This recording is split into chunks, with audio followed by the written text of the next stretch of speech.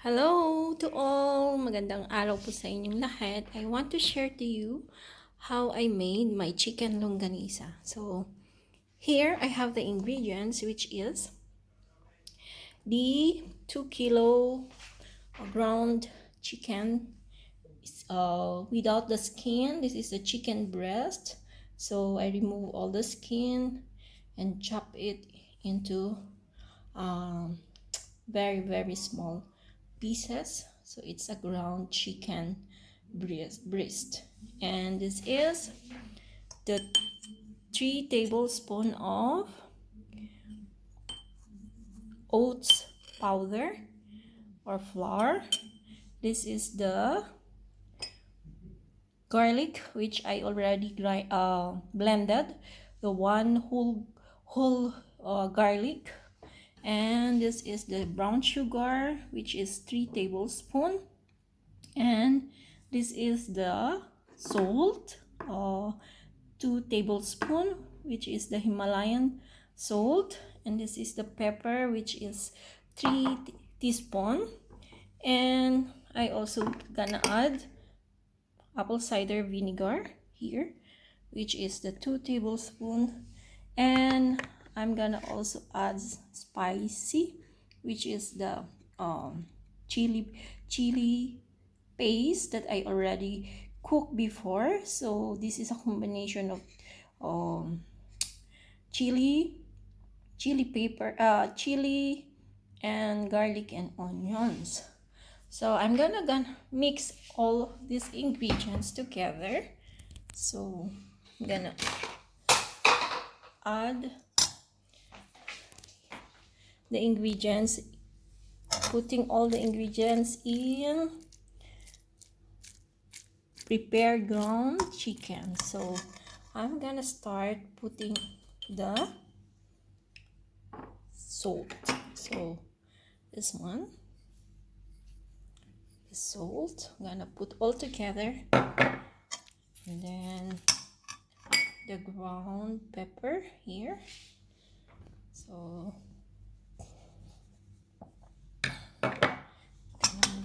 okay, and then the brown sugar,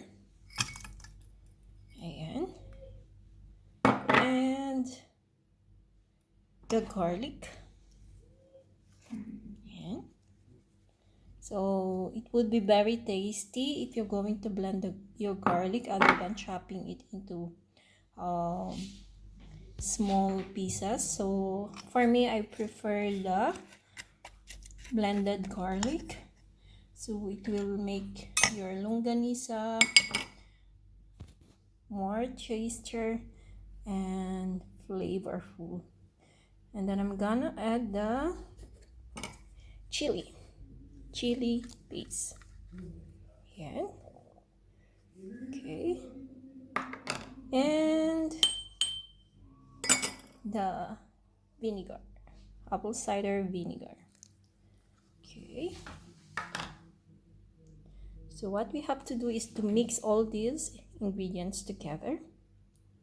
So, okay, let's mix this together. It's gonna hard for me because I'm holding my camera together while mixing it. Okay, so you can just bear it, mixing these ingredients all together. And yep, so can let me pause for a while. Wait, so let me mix this together. So I will show you the mix ingredients after I will mix this all together. So I'll get back to you. So here, partly I already mixed all the ingredients, and I forgot to put the corns. No, this is the oats flour. Yeah, this is the oat flour. So I'm gonna put it here. So this one will help the longganisa to get thicker together. So just make it all Mix lang, mix, mix. Mix, mix. Yan. So, and so I'll just put it down my camera just to mix this all together, and we'll show you the mixture after some time. So this is already the mixed ingredients. So I have to let this heat like around 3 hours or more for all the ingredients to be mixed up, and it will be more tastier when you let all the ingredients heat for more than 3 hours. So for me, I'm gonna sit this for almost 3 hours, and I'm gonna mold this one into like a longganisa shape. So for you, you can do it by on your hands. So bare hands, you can just mold into an oblong shape, or you can even do like bowls. But because we are making longganisa, so we have to make this into an oblong shape. So I will show you the finished product after 3 hours. So I'll get back to you. Hi, hello. I'm gonna show you how to mold the longganisa. I'm gonna use this wax paper. So here is the mixture that I have done before, which I let sit for more than 3 hours. So this is now the mixture. So here I'm gonna mold in an oblong, so it's like a sausage. So let me get props.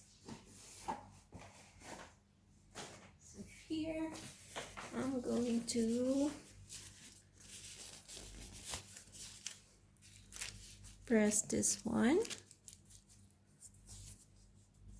Okay, here.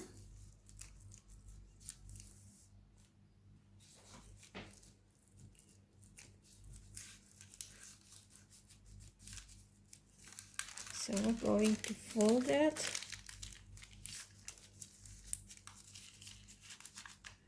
Ayan. So it's up to you how bigger will be your choice. So for me, so it's like 1 inch only. So like this.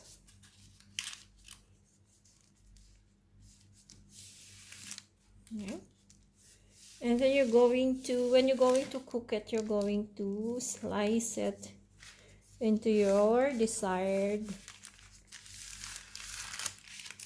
So this one, this one I can maybe cut into, oh, so it's not, okay, here. So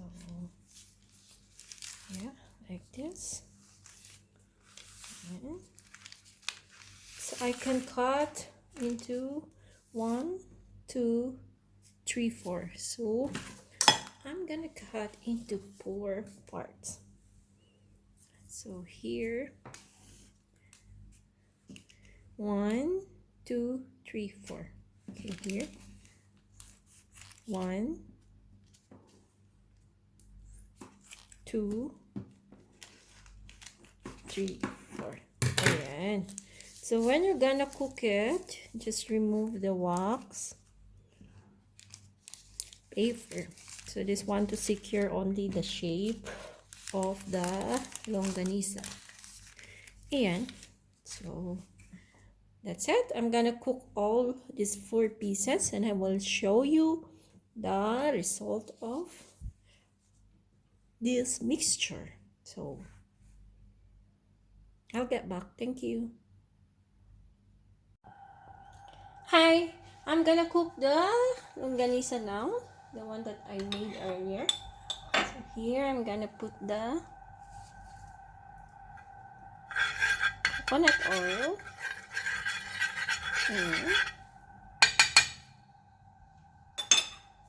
So we have to put the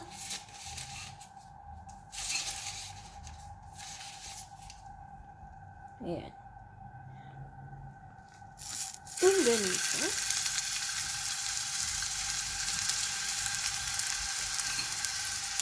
And then the second one.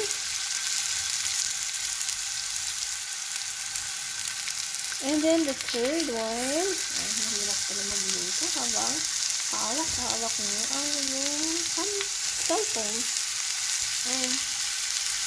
Okay. So let's have to spread out a bit. And for me, I use this coconut oil because it have, or I believe it's more safer when you over the high temperature. So coconut oil is more safer other than other oils like vegetable oil, corn oil, and sunflower. So as the research said, coconut oil is more safer on a very high temperature. Here,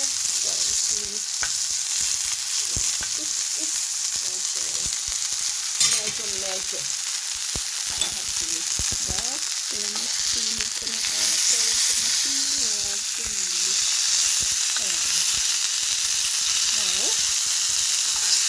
napakabango. Sobrang bango.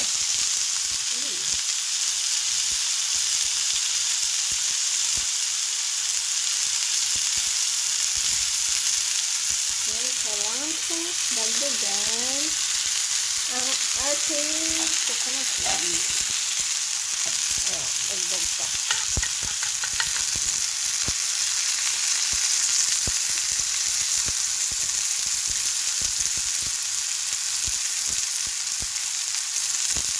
So we have to hold the heat.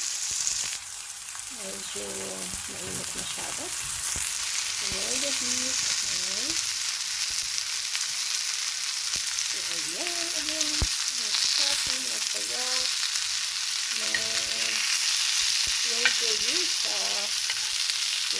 roll lang po, kaya evenly cook dito.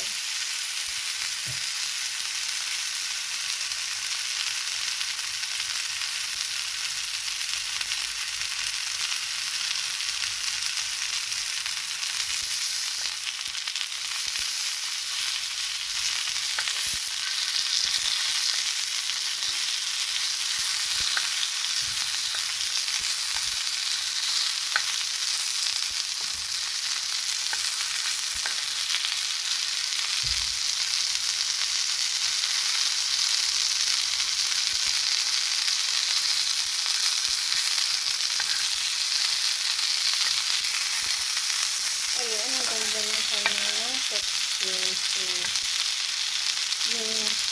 the one that we put is the oat flour. We will use a good thickening the meat together. So, ayan, hindi ko nag-hiwalay because of the mixture of the oat flour.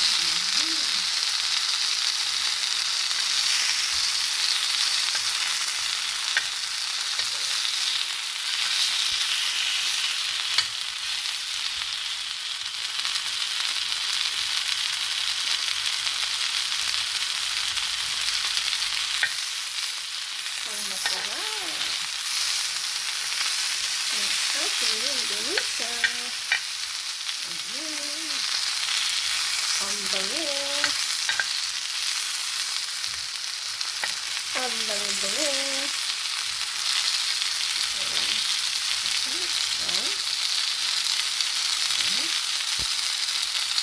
So, that's it. Yes, we're gonna try this recipe. It's very flavorful, very tasty, and it's really good para sa mga ating mga kids natin. And most especially our family would love it. So try this recipe. You can longganisa. So thank you for watching. God bless you all. Bye-bye.